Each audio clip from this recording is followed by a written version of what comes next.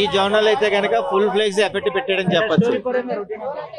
పాత చింతకాయ పచ్చడే, బట్ మగవాడి కన్ఫ్యూషన్, మనసుకు మెదడికి డిస్టర్బెన్స్ లో దేనికి ప్రయారిటీస్ ఇవ్వాలి అనేది క్లైమాక్స్ లో ఒక జస్టిఫికేషన్ ఇచ్చాడు. అది నేను రివీల్ చేయకూడదు, చూసే వాళ్ళకే ఆ కన్ఫ్యూషన్ అనేది, ఎంటర్టైన్మెంట్ అనేది ఎంజాయ్ చేస్తారు. ఇప్పుడు ఫ్యామిలీ మ్యాన్ దగ్గరికి వెళ్ళి నువ్వు సూపర్ మ్యాన్ అవుతావా, హీ మ్యాన్ అవుతావా అంటే వాడు ఏం చెప్తాడు? అలానే హిట్ అవుతుందా లేకపోతే ఏంటి అనేది ఎవరు చెప్పరు. చూడొచ్చు, చూడాల్సిన సినిమా అంతే, ఎంజాయ్ ద మూవీ. చాలా ట్రెండీ డైలాగ్స్, ట్రెండీ నడుస్తున్న టాపిక్స్, ఒక స్క్రీన్ ప్లే పద్ధతిగా లేదండి. ఇప్పుడు మీరు ఒక మంచి ఎంగేజింగ్ స్టోరీ తీసుకొని వచ్చే, రొటీన్ స్టోరీ. అఫ్ కోర్స్ మీకు వైఫ్ తో అంత మంచి రిలేషన్ ఉన్నప్పుడు మీరు ఒక ఎఫైర్ పెట్టుకున్నారు, ఇంట్లో దొరికిపోయారు, అది ఎంత కామిక్ గా పండియచ్చు, ఎంత మంచిగా చూపించచ్చు, అది టోటల్ గా ఫెయిల్ అయ్యారు. ఎంతసేపు రవితేజ గారిని పాత కామిక్ టైమింగ్ చూపించి పాత రవితేజ లాగా ఎంటర్టైన్ చేపిద్దాం అన్న పాయింట్ ఆఫ్ వ్యూలోనే ఉండిపోయారు తప్ప, అరే సినిమాకి ఏది మంచిది, సినిమా పాయింట్ ఆఫ్ వ్యూలో ఎలా ఎంటర్టైన్ చేద్దామని మాత్రం ఆలోచించలేదు. అదే నాకు తప్పనిపిస్తుంది. రవితేజ గారి పాయింట్ ఆఫ్ వ్యూలో చూసారు.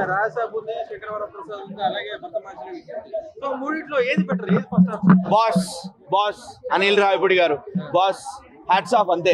అనిల్ రావిపూడి గారికి హ్యాట్స్ ఆఫ్. ఆయన కూడా రొటీన్ స్టోరీలతోనే వస్తారు, ఆయన కూడా రొటీన్ కామెడీనే తీస్తారు. కానీ ఆయన చూపించే పద్ధతి, జనాలకి పల్స్, జనాల మీద ఉన్న పల్స్ తెలుసు ఆయనకి. ఫ్యాన్స్ పల్స్ అవనివ్వండి, ఆ ఫ్యామిలీ ఆడియన్స్ పల్స్ అవనివ్వండి. మీరు F2 నుంచి చూడండి, F2 అనే కాదు, ఆయన తీసిన ప్రతి సినిమా చూడండి, ఒక చిన్న కాన్సెప్ట్, మనం లైఫ్ లో జరుగుతున్న కాన్సెప్ట్ పట్టుకొస్తారు. F3 చూడండి, డబ్బుల మీద మోహం.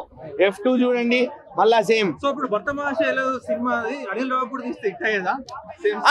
సినిమా పక్కా హిట్ అయ్యేది అనిల్ రావిపూడి గారు తీస్తే. ఎందుకంటే రవితేజ గారి దగ్గర నుంచి ఫ్యాన్స్ ఏమి ఎక్స్పెక్ట్ చేస్తున్నారు, రవితేజ గారిని ఎలా చూపించాలి, అండ్ ఫ్యాన్స్ కి ఏ పాయింట్ ఆఫ్ టైంలో ఏం కావాలి, ఫ్యామిలీ ఆడియన్స్ కి ఏ పాయింట్ ఆఫ్ టైంలో నవ్వియాలి, ఏ పాయింట్ ఆఫ్ టైంలో ఏడిపియాలి, అన్ని బాగా పకడ్బందీగా ప్లాన్ చేస్తారు అనిల్ రావిపూడి గారు. దొరకరు ఆయన దొరకరు, నేను చెప్తున్నా కదా.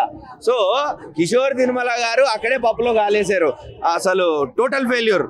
నిజంగా రవితేజ అన్నకి నేను మళ్ళా ఒక విజ్ఞప్తి, కొంచెం మంచి సినిమాలు తీసుకొని రండి, మేము మళ్ళా చూస్తాం కాదనట్లే, కానీ మంచి సినిమాలతో రండి ముందుకి, అంతే. బాగుంది, పెళ్ళమే బాగుంది, మరి చపాతి కోసం ఎందుకు పోయినా తెలియదు నాకు. రవితేజ అడుగుతా, అన్న మీ వైఫే బాగుంది అన్న, మరి నైఫ్ కాడికి ఎందుకు పోయినా అని అడుగుతా. కొత్తదనం ఏం లేదన్న, సునీల్ కాడ లేదు, ఆయన ఇంకొక ఆయన ఎవరెవరినో పెడతారు. వాళ్ళందరికంటే ఉప్పల్ బాల్ బెటరు, ఉప్పల్ బాలు, అగిపేట మచ్చ వాళ్ళు బెటరు. వీళ్ళంతా చెదారం, ఏం కొత్తదనం ఏం లేదు, బోర్ కొడుతుంది వాళ్ళని చూస్తే. వాళ్ళకంటే రవితేజ కామెడీ బాగుంటుంది, బ్రహ్మానందం కంటే వాళ్ళకంటే వీళ్ళకంటే కొత్తదనం చూపిస్తలేరు. ఆ కామెడీని పెట్టుకుంటారు కానీ పైసలు దండగా మీకు, వాళ్ళకు లక్షలు వేలు ఇచ్చేసి అనవసరంగా పైసలు దండగా పెట్టుకుంటున్నారు. వాళ్ళని పెట్టుకునే బదులు ఇన్స్టాగ్రామ్లో, యూట్యూబ్లో, ఫేస్బుక్లో ఫేమస్ అయిన వాళ్ళని పెట్టుకుంటే జర పబ్లిక్ కూడా ఎంజాయ్ చేస్తారు. మొన్న ఒక ఆయన వచ్చి ఇక్కడ జుంపు ఆయన చూస్తే నవ్వు వస్తుంది.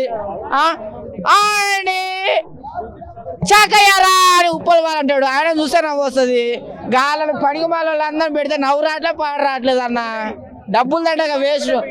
ఇంతమంది కామెడీలను చూస్తారు, నాకు ఒక్కడు కూడా నవ్వు రావట్లేదు వాళ్ళని చూస్తే. డబ్బులు దండగా చేసుకుంటారు ప్రొడ్యూసర్లు, అది ఆలోచించుకోండి మీరు. వాళ్ళకంటే వీళ్ళు బెటరు అన్న. నేను మెయిన్గా రవితేజ ఫ్యాన్ అన్న, ప్రతి సినిమా ఫ్యాన్, నేను రవితేజ ఫ్యాన్. కానీ నేను ఈరోజు డిసప్పాయింట్ అయినా భయ్య, మెయిన్గా డిసప్పాయింట్. ఎందుకంటే మనం చాలా సినిమాలు చూస్తామన్నా, అంటే ఏదో అనుకుంటాం కదా, కానీ డైరెక్టర్ గారికి దండం పెడతా, మాస్ మహారాజాని ఇలా చూపించు. మాస్ మహారాజాని ఒక లెవెల్లో చూడాలనుకున్నా అన్న. హిట్లు లేక కష్టాల్లో ఉన్నామన్నా, కానీ డైరెక్టర్ గారు మీరు తీసుకునే విధానమైనా ఓకే. నాకు నచ్చింది ఏంటంటే భయ్య, హీరోకి ఆయన ఎంటర్టైన్మెంట్, ఆయన టైమింగ్ బాగుంది, కానీ స్టోరీ పరంగా ఎందుకు అనవసరమైన కామెడీ ఎందుకు, వర్కౌట్ కానీ కామెడీ ఎందుకు, అంత పెద్ద కాస్టింగ్ వేసుకుని, అంటే ఏది పెడితే తీసేవాడు చూడడు ప్రజలు. సినిమా చూసాను భయ్య, మాస్ మహారాజ్ కమ్బ్యాక్ అని చెప్పలేను, కానీ ఒక మంచి సినిమా, కమ్బ్యాక్ అని చెప్పలేను, ఒక మంచి సినిమా, ఒక ఫన్. ఇంతకుముందు మూవీస్ కంటే ఇది కొంచెం బెటర్, కొంచెం కామెడీ ఉంది, కొంచెం కామెడీ వర్కౌట్ అయింది సినిమాలో. ఫస్ట్ హాఫ్ చాలా నవ్వుకోవచ్చు. కొంచెం ఫ్యామిలీకి, అంటే ఈ సంక్రాంతి కాబట్టి ఫ్యామిలీ మూవీస్ ఎక్కువ తీస్తారు, సో అలాంటి ఫ్యామిలీ మూవీ ఇది కూడా చాలా డీసెంట్గా ఉంది, ఇక్కడ వల్గర్ కూడా లేదు ఈ సినిమాలో. సాంగ్స్ కూడా చాలా బాగున్నాయి. సెకండ్ హాఫ్లో ఒక కార్తీక దీపం స్వూప్ ఒకటి సాంగ్ డీజే రిమిక్స్ కొట్టారు, అది చాలా బాగుంది. అండ్ 3 సాంగ్స్ కూడా చాలా బాగా నచ్చాయి. ఒక మంచి ఫన్ ఫిలిం, ఒకసారి వన్ టైం వాచ్, మంచిగా చూడొచ్చు. కొంచెం కామెడీ కూడా వర్కౌట్ అయింది సినిమాలో. సునీల్ గారు కామెడీ, వనిల్ కోషర్ కామెడీ, అండ్ సత్య గారు బాగా నవ్వించారు సినిమాలో. తనకు ఒక స్పెషల్ రోల్, చాలా పెద్ద గిటప్, పెద్ద రోల్ వచ్చింది. అంటే నవ్వించడానికి స్కోప్ కూడా ఇచ్చారు సినిమాలో. చాలా బాగా అనిపించింది. అషికా రంగనాథ్ సూపర్ యాక్టింగ్ చేసింది, తను చాలా బాగా అనిపించింది. డింపుల్ కూడా తన ఉన్నంతలో ఓకే అనిపించింది. రవితేజ గారు కొంచెం చాలా బాగా చూశారు, బాగా అనిపించింది. Okay, one time watchable bro. Comeback అని చెప్పలేను, కంబ్యాక్ మూవీ అయితే కాదు, సో బట్ బాగుంది. Okay fine. ఇంతకుముందు తీసిన మూవీస్ కంటే ఇది చాలా బెటర్, చాలా బాగుంది. చూడొచ్చు. మూవీ సాంగ్స్ చాలా బాగున్నాయి. సాంగ్స్ మూడింటికి 3 సాంగ్స్ చాలా బాగున్నాయి. ఒక రిమిక్స్ సాంగ్ కూడా బాగుంది, కార్తీక దేవుని సాంగ్ కూడా బాగుంది. Rating 2.5 bro, 5K. Fun film, one time watch. Thank you. ఇప్పుడే పోయా భర్త మాసీలకు విజ్ఞప్తి సినిమా రవితేజ గారి సినిమా చూశానన్నా. రవితేజ అన్న అబ్బా ఏమి కామెడీ అన్న, ఏమి కామెడీ. సినిమా చూస్తానని సేపు ఓర నాయన ఒకటే కామెడీ, పాటల్లో కామెడీ, డ్యాన్సుల్లో కామెడీ, ఫైట్లలో కామెడీ, ఒకటే కామెడీ అంతే. కాబట్టి సినిమాలో ఒక మంచి నీతి ఉంది, మెసేజ్ ఉంది. ఏంటంటే మనకు అందరికి పెళ్లిళ్ళు అవుతూ ఉంటాయి. మనం పెళ్లిళ్ళు అయినా కూడా మనం తప్పులు చేస్తూ ఉంటాం. తప్పులు అంటే ఏంది, పక్క ఊరు పోయినా, పక్క రాష్ట్రానికి పోయినా, పక్క దేశానికి పోయినా ఎవరో అవుతాం మనం జమ్ అవుతూ ఉంటుంది. కాబట్టి తర్వాత మళ్ళీ మనం ఇంటికి వస్తాం, తప్పదు. ఇంటికి వచ్చిన తర్వాత ఆ జమ్ అయిన దాంతో ఎలా ఇక్కడ మళ్ళీ కాపురం ఎలా చేయాలి, ఆ సమస్య నుంచి ఎలా బయటపడాలనేది ఈ సినిమా. కాబట్టి సినిమా చూస్తున్న సేపు ఏంటంటే ఒకటే కామెడీ, మెసేజ్ మంచి. ఏంది అలాంటి ఎఫ్ఐఆర్లు నాకు తెలిసి పెట్టుకోవడం బెస్ట్ అనిపిస్తుంది. అవును, అదే తప్పదు కదా అది. అవునండి, పెళ్ళైనవాడు పక్క అమ్మాయిని ప్రేమించకూడదా? ఊనుందా? అదే పక్క దేశం చూడండి, అభివృద్ధి చెందింది. ఇది కూడా అంతే. అంటే అవును, ఆ సినిమాలో అయింది, నేను కూడా అది చేస్తా. కానీ నా దగ్గర డబ్బులు లేవు, నాకు కూడా డబ్బులు వస్తే నేను కూడా చేస్తా అంతే. ఇప్పుడు నా దగ్గర డబ్బులు లేవు, నాకు చెయ్యాలి ఉందట. నాకు కూడా పెళ్లి చేసుకోవాలి, ఒక 10 మంది అమ్మాయి చెరగాలని ఉంది, కానీ నా వల్ల కావట్లేదు, డబ్బులు లేవా? యాడ్ నుంచి ఏమంటే డబ్బురా, ఆ డబ్బులు ఉన్నా మరి పడట్లేదే, ఎంత చేసినా పడట్లేదు. నీ అమ్మ రవితేజ గారు డబ్బులు ఉన్నాయి, పక్క దేశం పోయాడు దాంట్లో, నేను అడిపోవాలా డబ్బు లేకుండా? అయ్యా సినిమాల్లో దయచేసి మీకేమైనా ఆస్తులు ఉన్న అంతస్తులు ఉన్నాయి, అవి మీకు ఎక్కడవి ఎవరిచ్చారు, మీకు ఎట్ట వచ్చినా ఎట్ట సంపాదించిన అది కూడా చూపిండే, అర్థం కావట్లేదా? ఒక మాట అన్న, రవితేజ గారి దగ్గర డబ్బులు కాదన్నా, చెప్పండి అన్న, ఆ డబ్బులు ఎక్కడవే అది కూడా చెప్పాలి కదా, అప్పుడే కదా మా అందరికి అర్థం అవుతుంది. అవునయ్యా ఈ పని చేసాడు, ఎలా డబ్బులు వచ్చాయి, అలా చేసాడు, అప్పుడు పక్క దేశం పోయాడు, ఆ అమ్మాయితో జమ్ అయింది, తర్వాత వచ్చాడు, వచ్చిన తర్వాత పెళ్ళంతో మళ్ళీ కాంప్రమైజ్ అయ్యాడు, పెళ్ళం కూడా సగం ఆస్తి అన్నట్టుంది. అసలు ఈ ఆస్తులని ఎక్కడవి ఎవరిచ్చారు ఇది చూపించలే. కాబట్టి దయచేసి అభిమానులందరూ ఒకటైపోయారు థియేటర్లో, నాకు చాలా హ్యాపీగా ఉంది.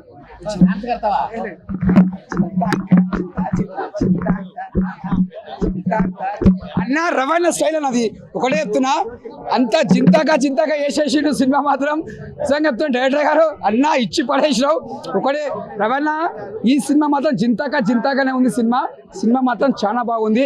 డైరెక్టర్ గారు మేము ఎలా అనుకున్నామో, ఫ్యాన్స్కి ఎలా కావాలనుకున్నామో ఇలా కాలర్ ఎగరేసరి చూపించినావు. రవాణా ఫ్యాన్స్ మాత్రం పెద్ద పండుగ అని చెప్పొచ్చు.